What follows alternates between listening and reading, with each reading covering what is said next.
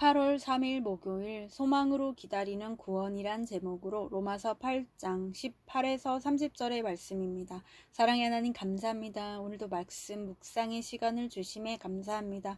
이 시간을 통하여서 하나님의 말씀이 들리고 복음이 들리기 원합니다.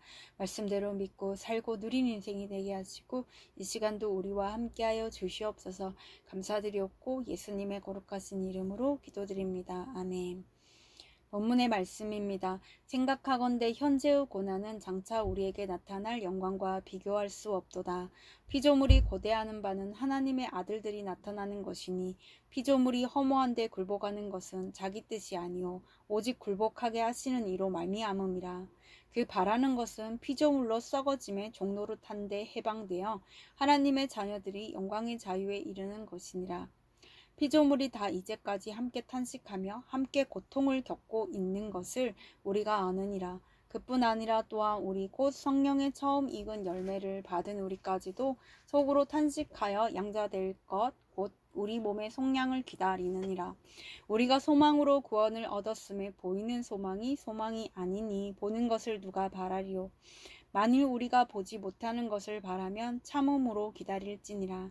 이와 같이 성령도 우리의 연약함을 도우시나니 우리는 마땅히 기도할 바를 알지 못하나 오직 성령이 말할 수 없는 탄식으로 우리를 위하여 친히 간구하시느니라. 마음을 살피시는 이가 성령의 생각을 아시나니 이는 성령이 하나님의 뜻대로 성도를 위하여 간구하심이니라.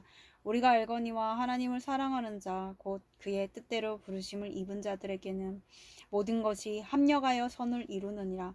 하나님이 미리 아신 자들을 또한 그 아들의 형상을 본받게 하기 위하여 미리 정하셨으니 이는 그로 많은 형제 중에서 맏아들이 되게 하려 하심이니라. 또 미리 정하신 그들을 또한 부르시고 부르신 그들을 또한 의롭다 하시고 의롭다 하신 그들을 또한 영화롭게 하셨느니라. 아멘. 도움 말입니다. 굴복하다 힘이 모자라서 머리를 숙이고 꿇어 엎드리다라는 뜻입니다. 22절에 함께 탄식하면은 피조물이 출산을 고대하며 상고를 겪는 여인으로 의인화되었습니다. 속량은 몸값을 받고 노예의 신분에서 풀려나 자유인이 되게 하는 일을 말합니다. 본문 요약입니다. 그리스도인이 겪는 현재의 고난은 장차 나타날 영광과 비교할 수 없기에 모든 피조물이 그 영광을 사모합니다. 앞으로는 영광에 대한 소망으로 그리스도인이 구원을 얻었는데 그 소망 안에서 살며 하나님을 사랑하는 자에게는 하나님이 모든 것이 합력하여 선을 이루게 하십니다. 오늘의 중보기도입니다. 우리나라 각계각층의 지도자들이 주님이 허락하신 지위와 능력을 선을 이루는 데 사용하게 하옵소서. 아멘. 본문의 설입니다. 첫 번째, 고난과 비교할 수 없는 영광 18에서 23절의 내용입니다. 고난은 예수님의 초림과 재림 사이의 시간을 지칭하는 현재의 것이기에 영원하신 하나님의 시간에서 보면 잠깐밖에 되지 않습니다. 바울은 현재 성도가 받는 고난이 장차 나타날 영광과 비교할 수 없다고 말합니다. 그러므로 사람과 자연 모두가 바라는 죄로부터의 해방과 장차의 영광을 위해 우리는 지금의 고난을 소망과 인내로 견뎌야 합니다. 물론 기다리는 과정에서 탄식할 일이 많겠지만 신실하신 주님은 끝까지 나를 이끌어 가십니다. 적용 질문입니다. 나는 장차 나타날 영광과 비교할 수 없는 현재의 고난을 무엇으로 견디고 있습니까? 두 번째, 소망으로 얻은 구원 24에서 26절의 내용입니다. 그리스도인이 바라는 소망은 눈에 보이는 것이 아니라 보지 못하는 것을 바라며 참음으로 기다리는 것입니다. 하지만 주로 육신의 눈으로 보는 것을 믿는 우리의 연약함 때문에 성령 하나님이 말할 수 없는 탄식으로 우리를 위해 친히 간구하십니다. 우리는 그런 성령님의 탄식을 그치고자 하나님의 자녀로서 합당한 삶을 살아야 합니다. 그리스도인이 얻은 구원은 예수 그리스도를 믿는 믿음 안에서 주어지지만 소망으로 기다리는 현재의 희생과 헌신이 요구되는 과정이기도 합니다. 적용 질문입니다. 내가 지금 간절히 기다리는 것은 무엇입니까? 나를 위해 탄식하시는 성령님을 만난 경험이 있습니까? 세 번째, 합력하여 선을 이룸 27에서 30절의 내용입니다. 하나님은 부르심을 입은 자들의 삶 속에 일어나는 사건과 만남이 합력하여 선을 이루도록 이끌어 가십니다. 여기서 선이란 영혼을 살리는 구원을 뜻합니다. 이 구원을 이루는 여정은 전적으로 하나님의 주권에 달려 있습니다. 우리의 인간적인 생각으로는 도덕적, 윤리적으로 흠 없는 사람을 하나님이 부르시는 것이 옳아 보일 수 있습니다. 하지만 하나님은 약점과 수치가 있는 인생을 불러서 의롭다 하시고 영화롭게 하셔서 하나님의 영광을 드러내십니다. 적용 질문입니다. 지금 선을 이루기 어려워 보이는 나의 약점과 연약함은 무엇입니까? 하나님이 그것들을 합하여 선을 이루실 줄 믿습니까? 오늘 기도하기는 현재의 고난과 비교할 수 없는 장차 나타날 영광으로 저를 소망 안에서 살게 하시니 감사합니다.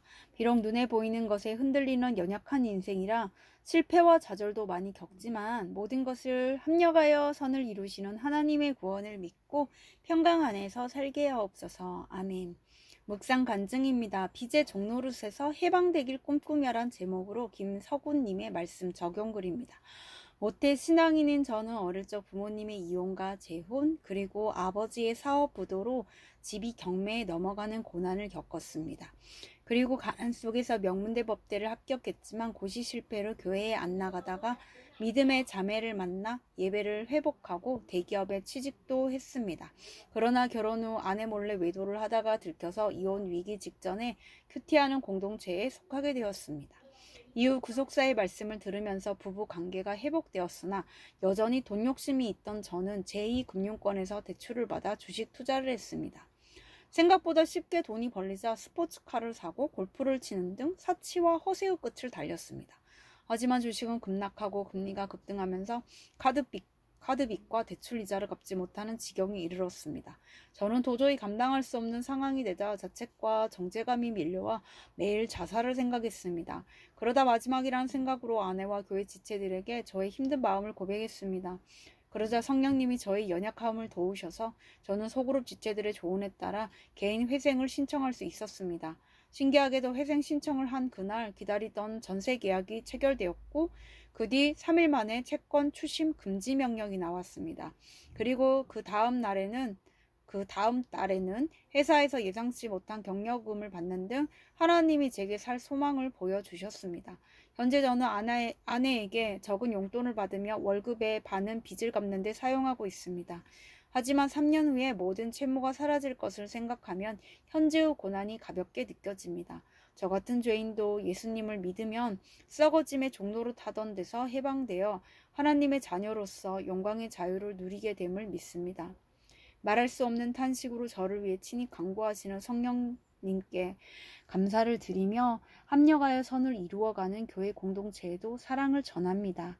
이분에 적용하기는 아내에게 공인인증서를 맡기고 매달 월급 명생서를 출력해서 가져다 주겠습니다. 아내가 주는 용돈에 감사하고 쓰레기 분리배출과 화장실 청소를 잘 하겠습니다. 입니다.